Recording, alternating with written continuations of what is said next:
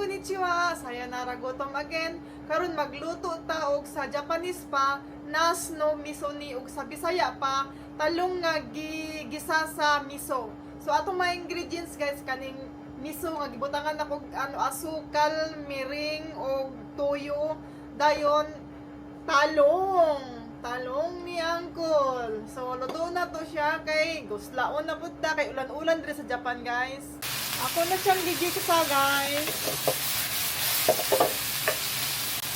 Dashi 200cc para mahumok-humok ang talong. Daw ibutang na nato ang miso mix.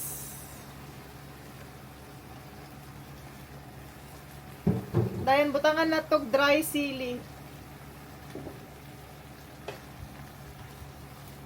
Luto na nga tong talong nga gikuan. Butangan na to siya kuan kanang sesame seeds guys. Daw butangan na tog sesame oil gamay.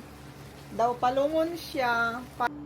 Luto na nga to ang talong nga gigisa sa miso o sa Japanese pa is nasno miso ni. Nasno miso ni. Itadakimasu. Init-init siya guys. Lami siya sa kanon.